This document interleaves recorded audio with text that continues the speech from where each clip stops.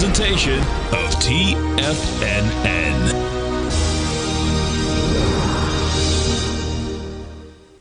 The Tom O'Brien Show is produced every business day. Tom takes your phone calls toll free at 1-877-927-6648. Internationally at 727-873-7618. Hey, Robert, how you doing, man? Yes, and thank you for taking my call. I wanted to let you know that I've been a subscriber for a couple of years, just different members of your team, and I really enjoy it. But really the reason I'm calling is to express my sincerest gratitude for you providing that information yesterday. I'm a small business scratch. I'm a small business owner and primary breadwinner for my family, and if I can get that money, it's going to really mean a lot to my family. So that's awesome. Thank you for taking the time to do that. No, well, listen, man, we appreciate you growling and prowling with us. Now, Tom O'Brien. What's going on, everybody? This is Jacob Shoup. You're watching the Tom O'Brien Show. I hope you all had a fantastic weekend. Seems like they always go by too quickly. Man, how about that market today? What a reversal, at least from trading on Sunday, and then really pre-market today. You kind of take a look at everything. It looks like they're kind of just testing lows. The SPY was really hit the hardest. If you look at some of the other equities, they had this bounce on the gap up. SPY really kind of ate a lot of that. And we kind of just testing lows right now from about March 13th. And it seems like we're rejecting, which is obviously, somewhat bullish, I would suppose. Taking a look at Tesla as well. Okay, it seems to be capitulating maybe just a little bit, but that is purely just testing that gap up, and it seems like it is rejecting it. You're off almost 5% right in the beginning of the day here. Kind of improved to being off about 1.37%. Now we're off about 2%. In Tesla, you have Roku off about 2.92%. Vuzi off 10. Palantir is getting sold off as well.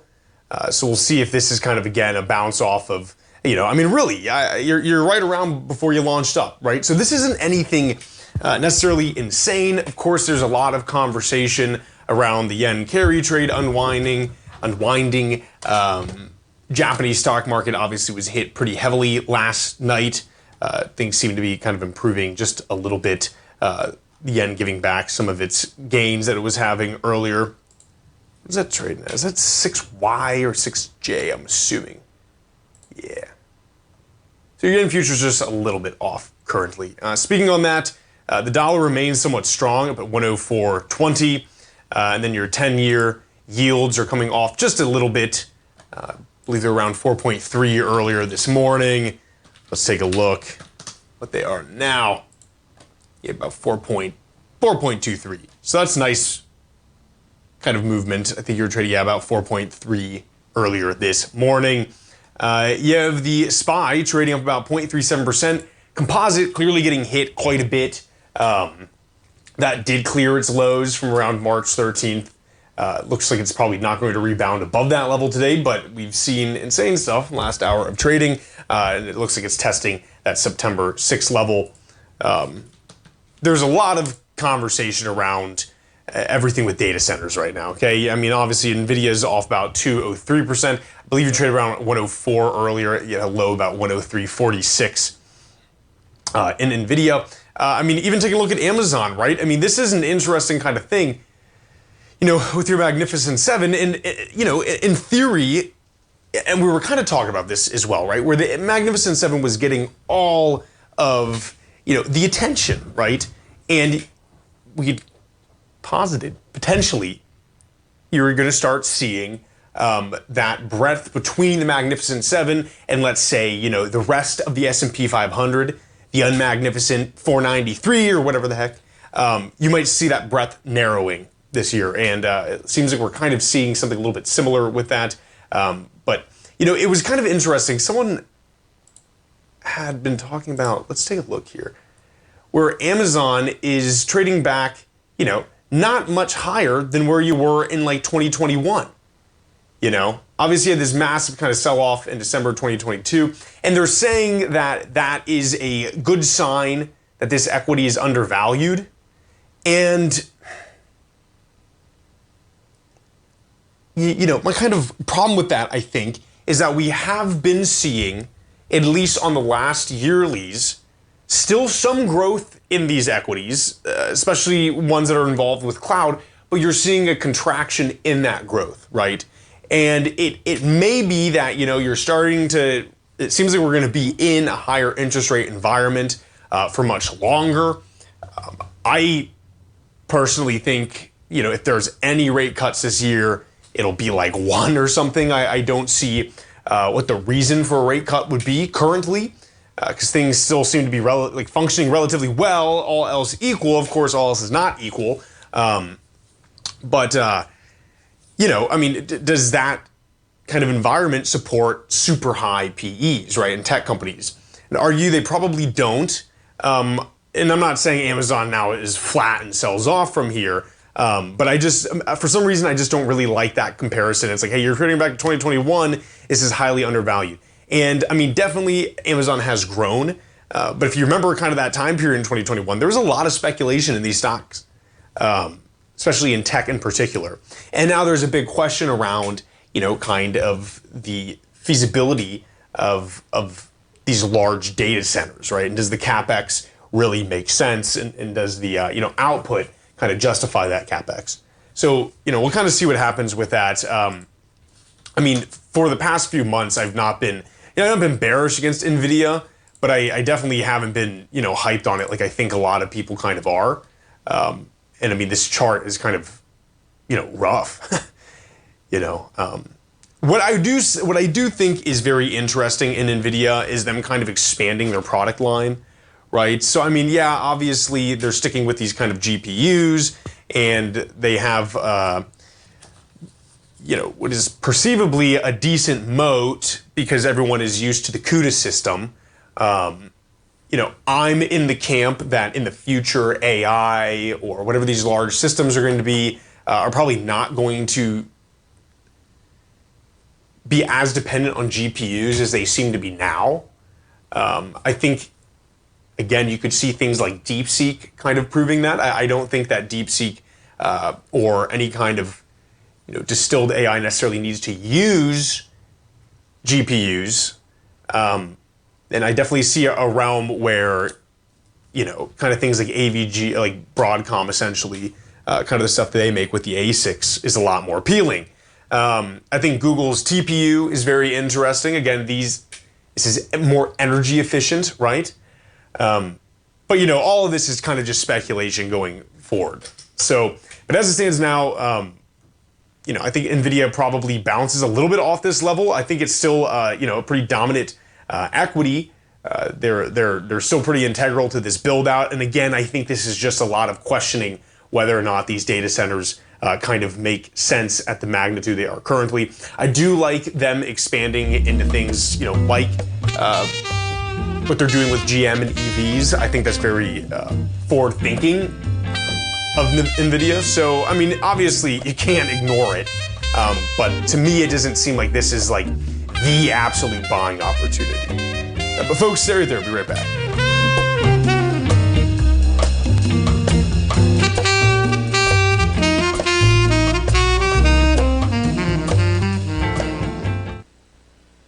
If you spend any time online researching trading techniques on how to begin your trading journey, you've no doubt come across many folks who push Forex trading as a way to make big money quickly. Unfortunately, there are equally as many stories of these so-called Forex professionals just looking to make a quick buck off aspiring traders without actually teaching the ins and outs of the Forex market. This is what sets Teddy Keckstad's The Tiger Forex Report off the riffraff. Every Monday, former Chicago Mercantile Exchange member and author Teddy Keckstad releases his Tiger Forex Report newsletter, where he dives into the complex world of Forex and takes time to actually teach you his methods that have made him so successful in the fast-paced and rewarding world of Forex trading. Furthermore, all subscribers receive access to archived live streams of Teddy's, where he provides university-level education to help you in Forex trading. All first-time subscribers receive a 30-day money-back guarantee. So what are you waiting for? Forex awaits.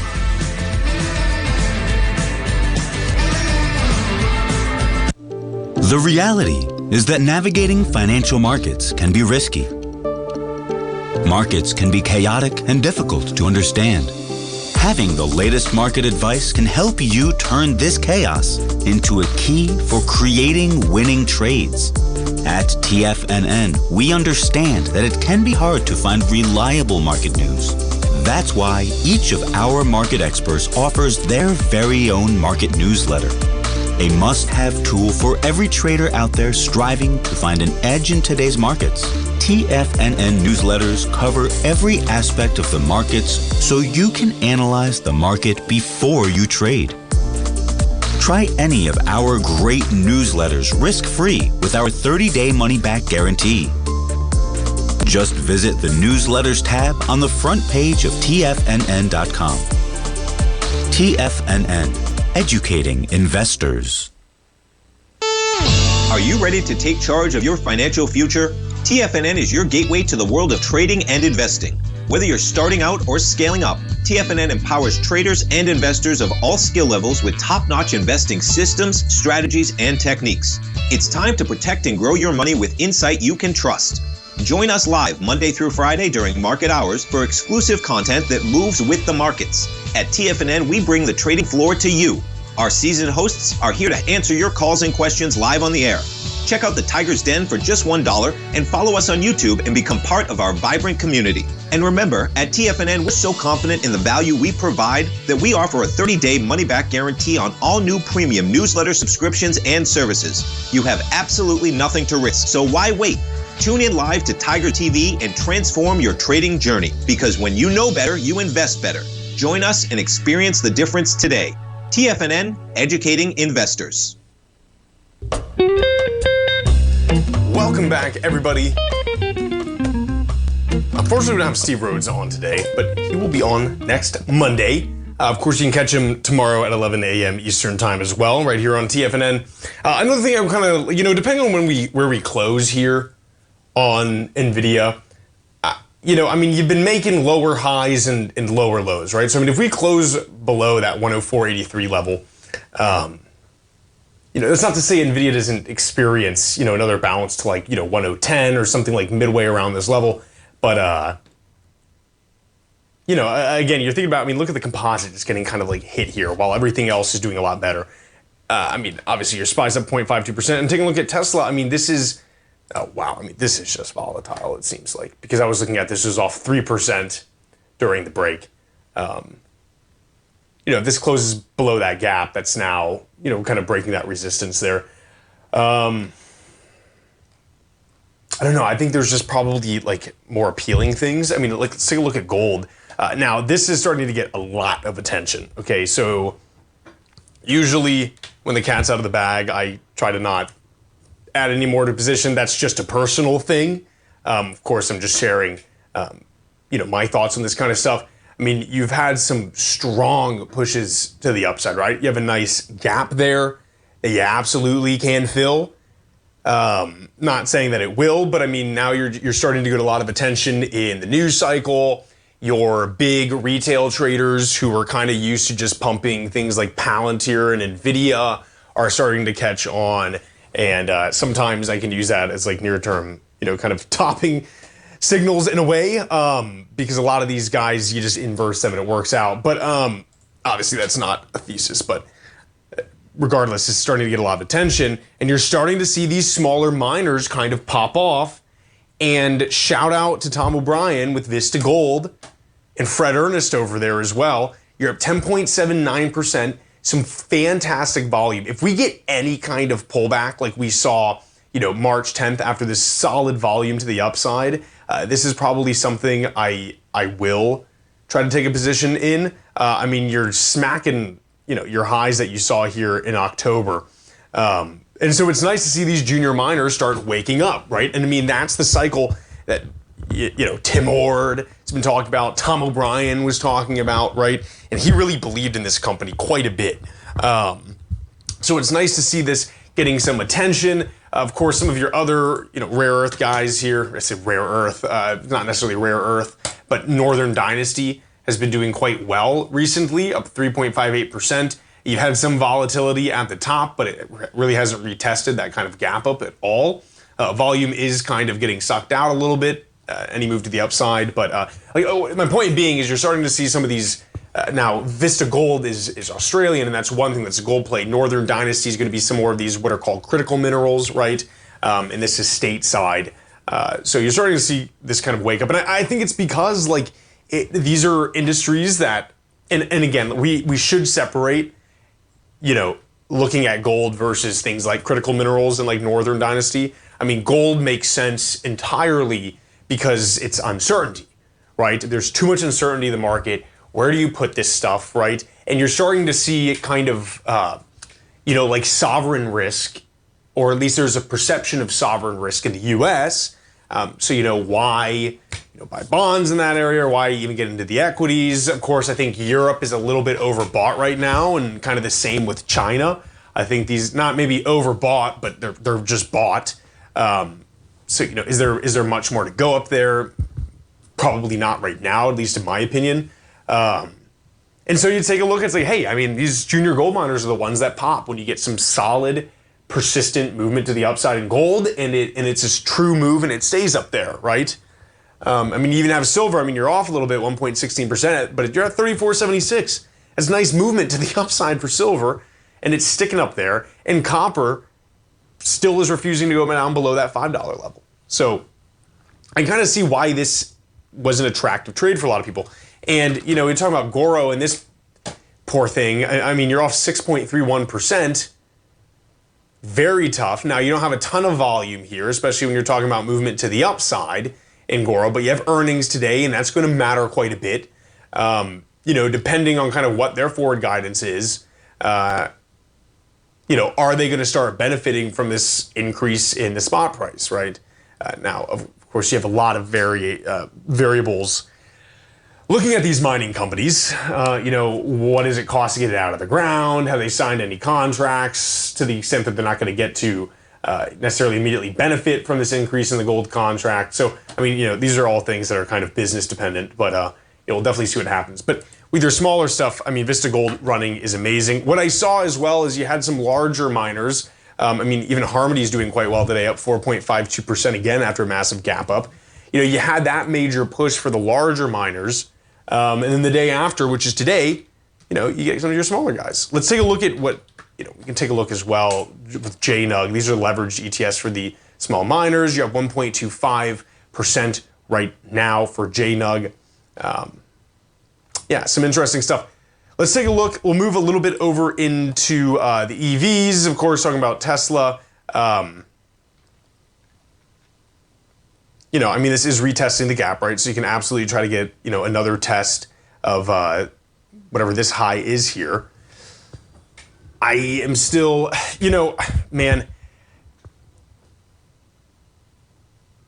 I'm still just not sold yet. It is great that they're trying to do the full self-driving. I think it's not apparent how quickly that's going to be profitable for them.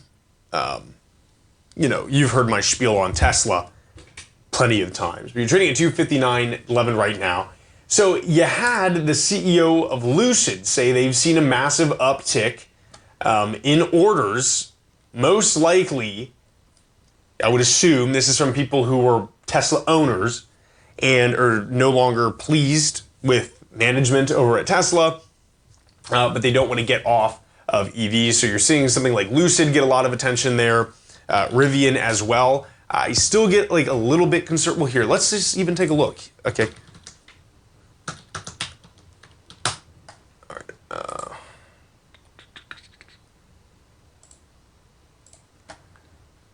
Okay, so they had their yearly report February 25th.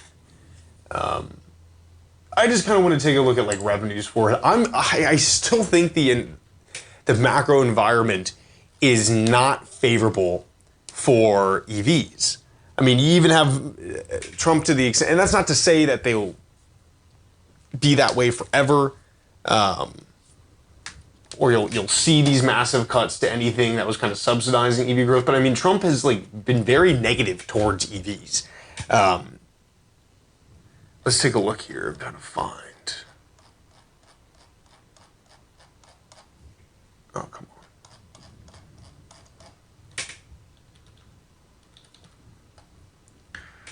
All right.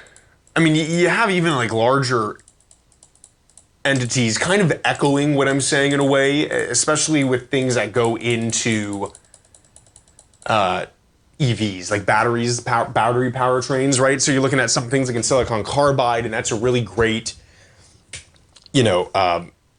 material for these battery powertrains, and there is some expectation of contraction in growth in the silicon carbide industry because there's an expected kind of contraction in the growth and adoption of EVs. Now, of course, that's not to say that will happen, but I kind of lean towards accepting that because I don't think the environment is there for it right now. Folks, right there, we'll be right back.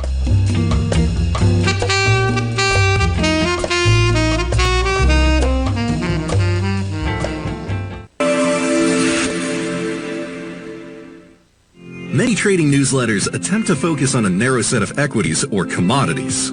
While this works for some, it oftentimes misses many opportunities that possess huge gain potential. But how is an independent trader supposed to scan the entire market looking for these hidden opportunities? One simple answer: the opening call newsletter. Basil Chapman, developer of the Chapman Wave trading methodology, has been trading the markets for longer than most trading influencers have been alive. And over that time, he has honed his methodology in order to accurately call movements in a wide range of equities, from semiconductors to uranium to key indices and so much more. Basil is old school, taking the time to educate the trader while also giving his insights into key indices, selective stocks, and more. Opening call subscribers also receive access to dozens of educational live streams that can be accessed at any time for your edification. All first-time subscribers receive a 30-day money-back guarantee. So ignore the pop trading influencers and start learning time-tested technical analysis. Steve Rhodes started his trading career as a student almost 20 years ago, and the student has now become the master. Steve won the prestigious Timer of the Year award in 2018 and barely missed that mark again in 2019, finishing at number 2 for the year. An amazing accomplishment. Steve Rhodes is committed to sharing his techniques and knowledge with anyone who wants to learn, and he shares his vast amount of trading knowledge every day in his Mastering Probability newsletter. Steve's award-winning newsletter, Mastering Probability, is delivered every trading day with updates throughout the afternoon. Sign up for Steve's market newsletter, Mastering Probability, and you'll receive access to 7 of Steve's educational webinars absolutely free. At TFNN, all our newsletters come with a 30-day money-back guarantee, so you have absolutely nothing to worry about. Visit TFNN.com and try Mastering Probability 30 days risk-free today. TFNN, educating investors.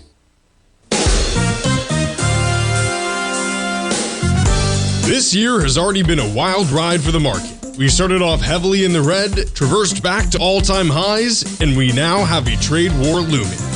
Trying to play this chop as an individual trader leads to death by 1,000 cuts. Where does this market go next? Should I add to this position or cut my losses? Where is the next opportunity? Tariffs, trade wars, analysis paralysis. Don't become a victim of this intense market. Instead, join Larry Pesavento for the second and fourth Friday of every month for 3 hours of live trading. Larry has been through many markets just like this one, and the insight he provides is invaluable. The dates for this month are March 14th and 28th, 9 a.m. to noon Eastern Time. Get in here and let's start trading. TFNN, educating investors. This portion of the Tom O'Brien Show is brought to you by Direxion's daily leveraged and inverse ETFs. Whether you're a bull or a bear, you choose the direction. Visit Direxion.com. Investing in the funds involves significant risk and should only be utilized by investors who understand the impact of leverage and actively monitor their portfolio. They are not designed to track the underlying index or security for more than a day. Before investing, carefully consider a fund's investment objective, risk, charges, and expenses contained in the prospectus available at Direxion.com. Read carefully. Distributor Foreside Fund Services, LLC. Welcome back, everybody. Taking a look at Lucid's 10K. So there's some pretty okay cash, about 1.6 billion, total assets about 9.6 billion, long-term debt being I mean, about $2 billion. So I mean, cash doesn't cover it, but it's not, necessarily horrible. And it didn't change too much year over year. Cost of revenue is down with revenue up. $807 million for the year. Cost of revenue, $1.7 billion versus a 2023 revenue of $595 million.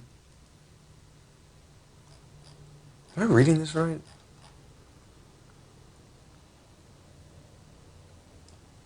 Huh.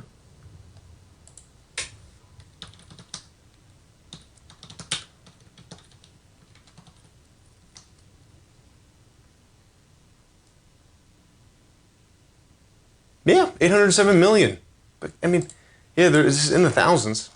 Wow. Okay, so yeah, I mean, not too bad, I would suppose. That is improving. Revenue's improving. Cost of revenue was actually lower than the year prior. I guess that was being offset by higher costs. Excuse me, by higher costs, by higher number of deliveries. They are selling the Air at a lower cost, but I guess input is getting better for them. I mean, it's not like a horrible balance sheet at all. You are valued about $7.3 billion right now. Does anyone know anyone with a Lucid Air? I mean, I've never seen one of these things in public before, and being in Tampa, I would assume I would have seen, at least one of them. I see a lot of Rivians, of course. I'm close to one of the dealerships. But yeah, I've not seen a single person with a Lucid Air before. But, I mean, they're clearly making some sales here. I mean, even net loss was better for 2024 than it was in 2023. So there has been some, improvement. The debt is not, horrendous in any capacity.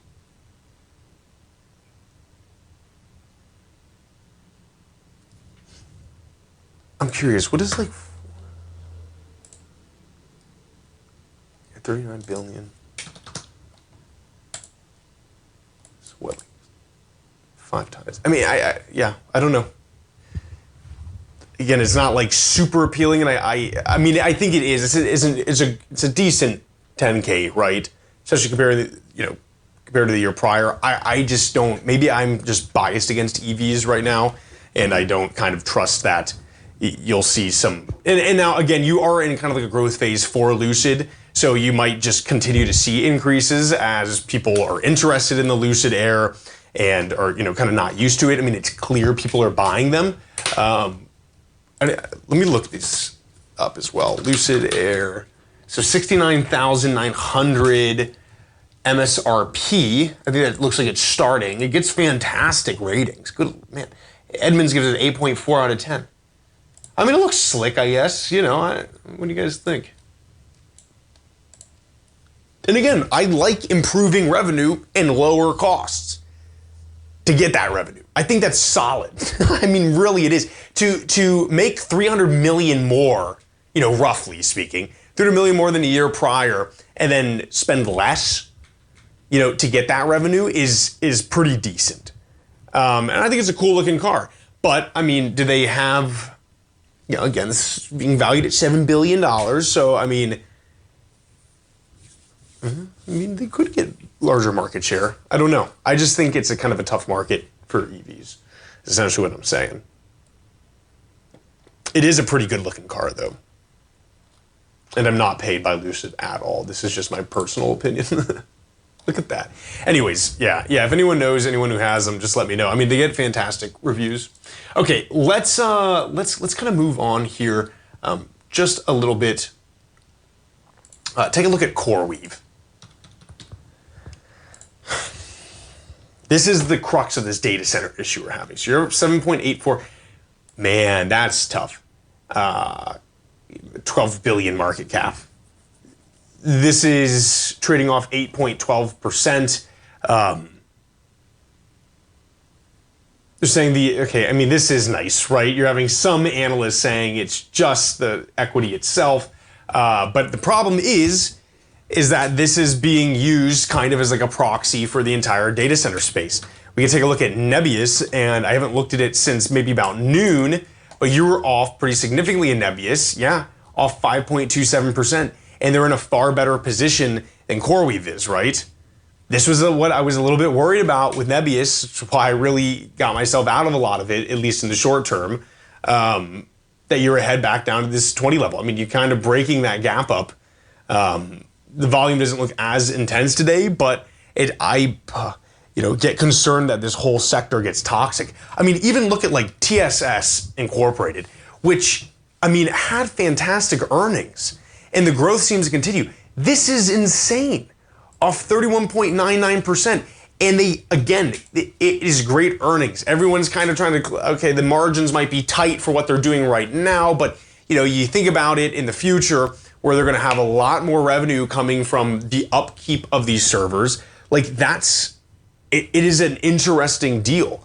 And you're trading at 186 million market cap. They had like revenues, give me a second, just to like, I think it was like 146 million was revenues. 148.1 million. And you're still in a growth phase, right? So you want to look at like really revenues when you're in like a company that's growing.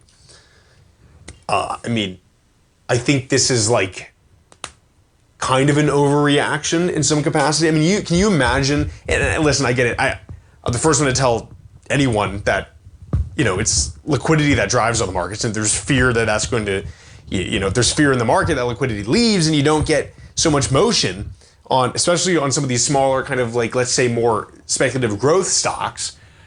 But I mean, if this reported, in December with these numbers, I mean, the thing would have flown. And again, completely different environment, right? But this was not bad earnings in any capacity. They just weren't. But the problem is, I think things with CoreWeave just kind of added some toxicity to the entire industry. Let's see what Dell's doing. I mean, these guys are partnered with Dell as well, and they're expanding contracts with them in a major way. You're off 1.94% in Dell. And let's look at the poor SMCI trade. Off 0.28%. Man, at 34.16, that is tough. It's like it never happened. Folks, stay right there. We'll be right back.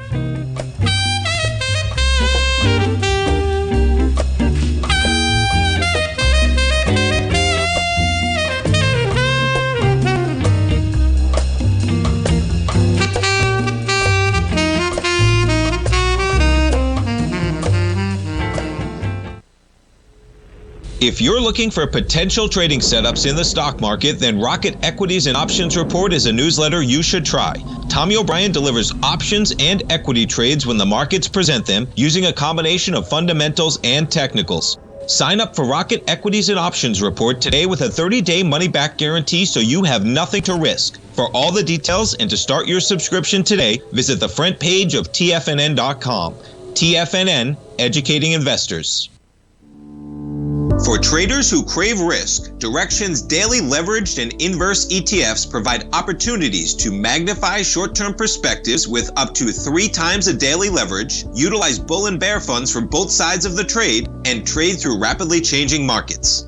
These are highly leveraged ETFs with daily resetting designed for short-term trading, not long-term investing. Whether you're a bull or a bear, you choose the Direxion. For up-to-date pricing and performance, go to Direxion.com.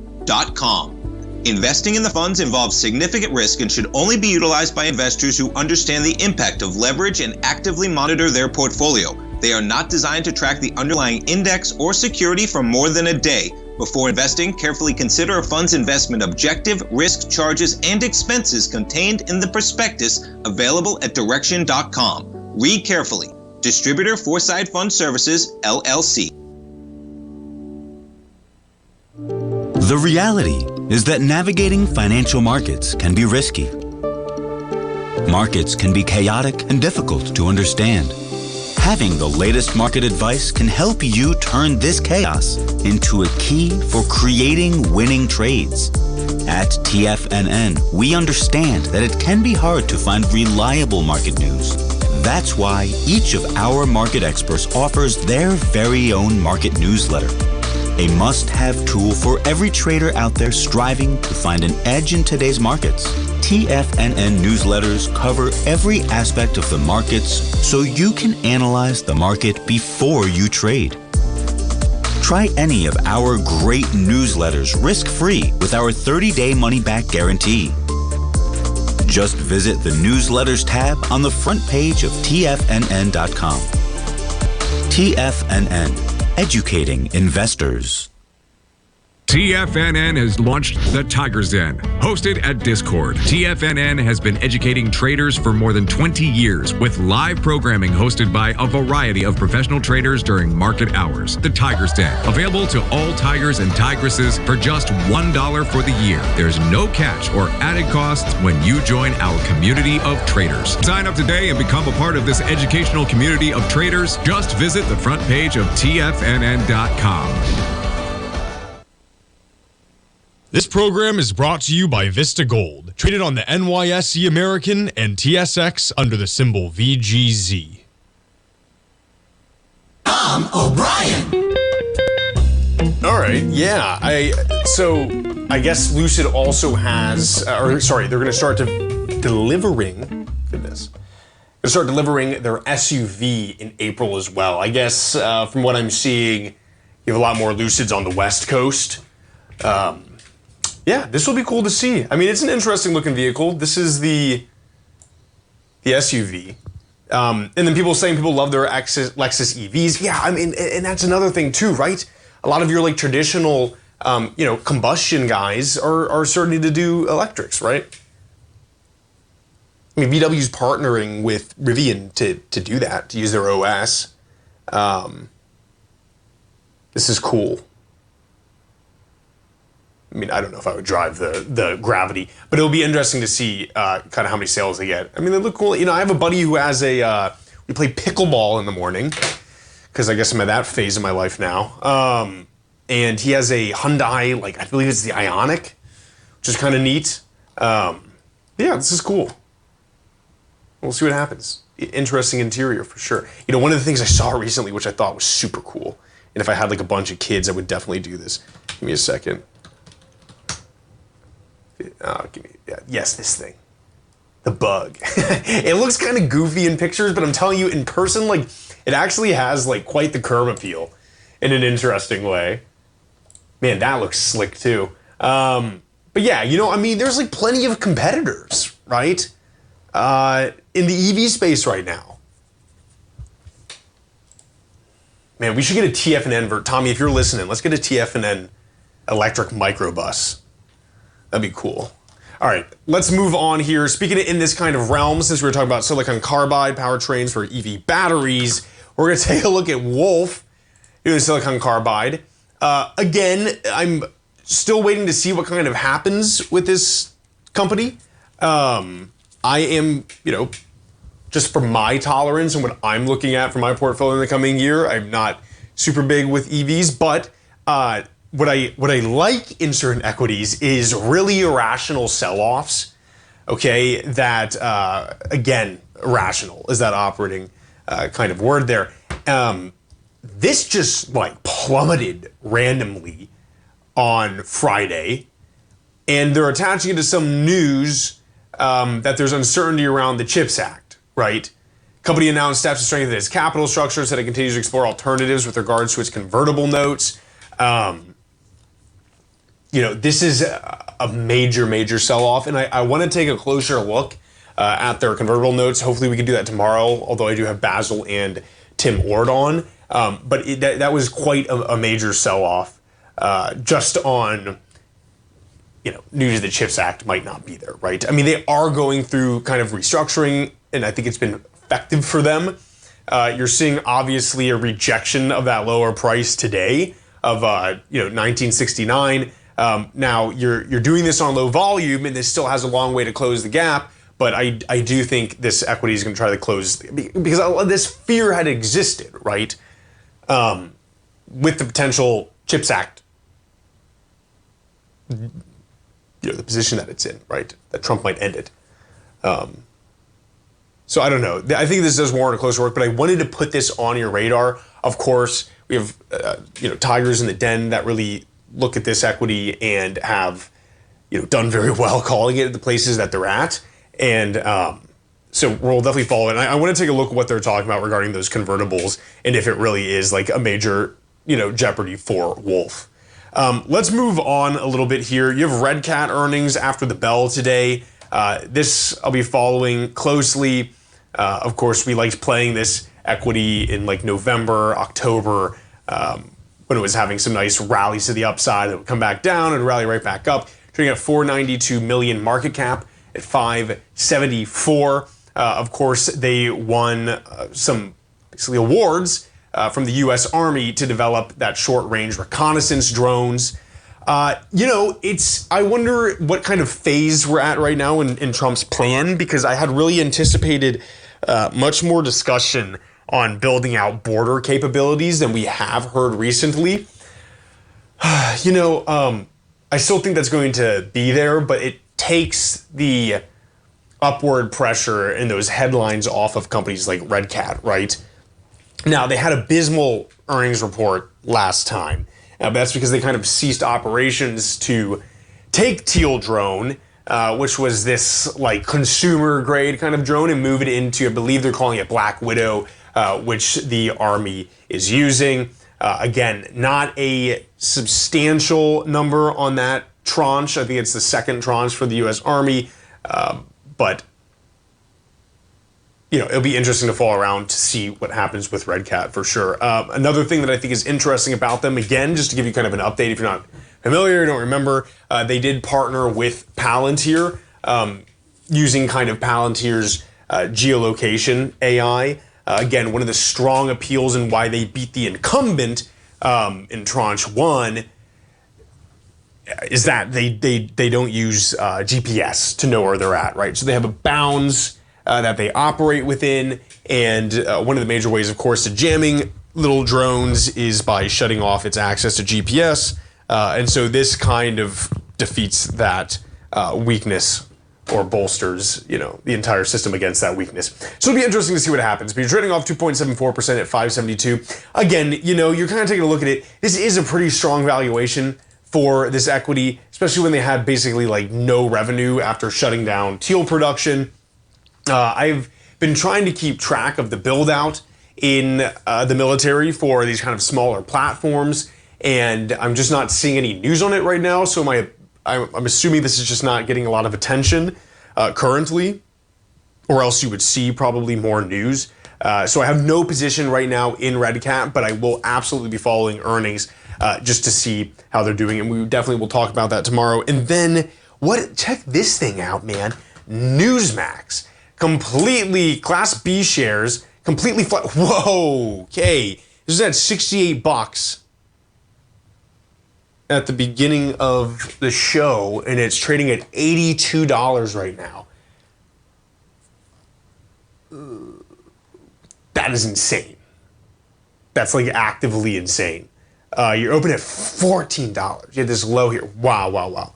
So what the heck is Newsmax? Well, you're at a 7.3 billion market cap right now at a company that makes about 80 million in, okay, so about 100 if you project it out, okay? During the first half of 2024, they generated 80 million revenue.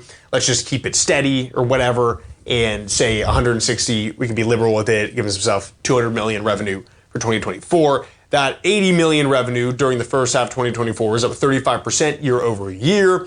Business is seasonally strong with presidential elections, so it might not be something that we can project going forward. It is a conservative cable news and online media company. I am not familiar with this company at all. They raised $75 million by offering 7.5 million shares at $10. Wow. So you're trading nearly 8.2 times that. What a deal. I mean, does this keep going? I'm not sure. But interesting nonetheless, and I can't believe we missed it. I mean, I think this flew under the radar for a lot of people. But this has been halted multiple times today. I mean, seriously, I looked at it before the show and it's like trading at $60-something. Europe, it's $82.25.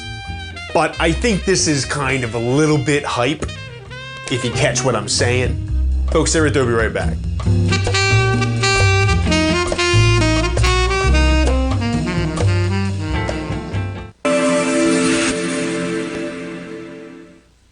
Many trading newsletters attempt to focus on a narrow set of equities or commodities. While this works for some, it oftentimes misses many opportunities that possess huge gain potential. But how is an independent trader supposed to scan the entire market looking for these hidden opportunities? One simple answer: the opening call newsletter. Basil Chapman, developer of the Chapman Wave trading methodology, has been trading the markets for longer than most trading influencers have been alive. And over that time, he has honed his methodology in order to accurately call movements in a wide range of equities, from semiconductors to uranium to key indices and so much more. Basil is old school, taking the time to educate the trader while also giving his insights into key indices, selective stocks, and more. Opening call subscribers also receive access to dozens of educational live streams that can be accessed at any time for your edification. All first-time subscribers receive a 30-day money-back guarantee. So ignore the pop trading influencers and start learning time-tested technical analysis. In the world of trading, only a few names stand out like Larry Pesavento, a pro's pro with over 50 years of experience. Larry has seen it all. A former Chicago Mercantile Exchange member, Larry has authored 10 books and trained over 1,000 traders with his unmatched expertise. Introducing Fibonacci 24/7, Larry Pesavento's daily trading service that turns the complexity of markets into opportunities. Published every Sunday, receive a comprehensive report packed with detailed commentary, charts, and videos that illuminate the patterns shaping the markets, with updates throughout the week exclusively for subscribers.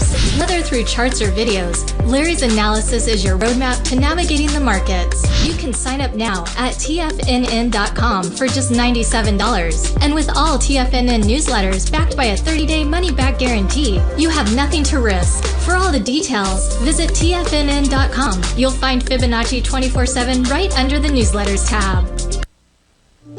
The reality is that navigating financial markets can be risky. Markets can be chaotic and difficult to understand. Having the latest market advice can help you turn this chaos into a key for creating winning trades.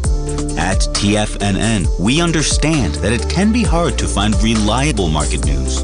That's why each of our market experts offers their very own market newsletter. A must-have tool for every trader out there striving to find an edge in today's markets. TFNN newsletters cover every aspect of the markets so you can analyze the market before you trade. Try any of our great newsletters risk-free with our 30-day money-back guarantee. Just visit the Newsletters tab on the front page of TFNN.com. TFNN. Educating investors. Don't forget, you can listen to TFNN live on your mobile device 24 hours per day. Go to TFNN.com, then hit Watch Tiger TV. That's TFNN.com, then hit Watch Tiger TV. Yeah, welcome back, everybody. Be careful if you're holding Newsmax. I mean, the fact that it's still kind of halted, like, what a crazy pump for the day. But I don't know. That doesn't seem normal in any capacity. So I'd be very just careful holding Newsmax. I mean, what? It's a conservative media outlet. Okay. I mean, you've seen a lot of appeal for that in recent times. Okay. It seems like they... let me see here. From 1998. And there is a strong contingent, like, in the conservative kind of camp, for something other than Fox News, right? You have a lot of guys on YouTube who are very appealing. You're starting to see, I think what is that other, like, one that Chris Cuomo went to? That's obviously on the more left-leaning center side, but you're seeing a huge demand for a movement away from what were the traditional kind of media outlets, but still almost like a traditional format, So, I mean, obviously you have DJT as well, trying to create conservative media and stick that on Roku, which I think is a good idea, for at least as far as making money is concerned. But I think these guys have lost some money. see if I can see this. Yeah, so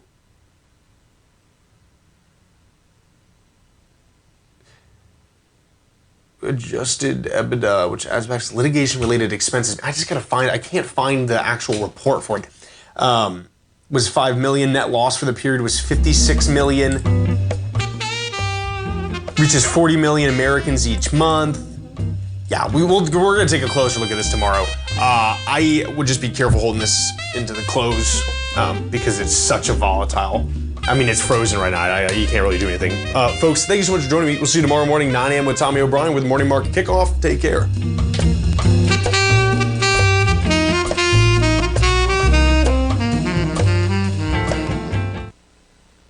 Building wealth